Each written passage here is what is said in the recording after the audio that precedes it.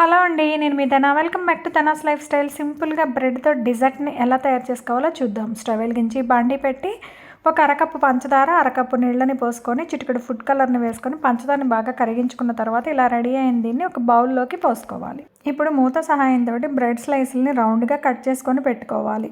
అలాగే ఫ్రెష్ క్రీమ్ని తీసుకొని ఒక బౌల్లోకి 5-6 స్పూన్లు ఫ్రెష్ క్రీమ్ని, 3-4 స్పూన్లు మిల్క్ పౌడర్ని వేసుకొని ఇవి రెండు కలిసేలాగా బాగా కలుపుకోవాలి.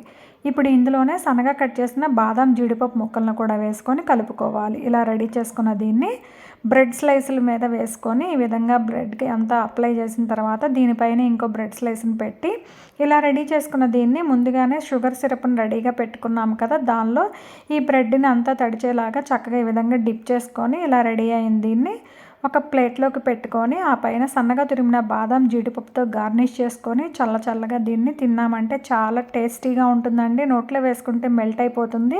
ఇలా రెడీ చేసిన దీన్ని కిట్టి పార్టీస్ అప్పుడు మీ ఇంటికి గెస్ట్లు వస్తున్నప్పుడు ఎవరికైనా పెట్టారంటే వాళ్ళు కూడా తిని చాలా బాగా ఎంజాయ్ చేస్తారు. మీరు ట్రై చేయండి, లైక్ కొట్టండి.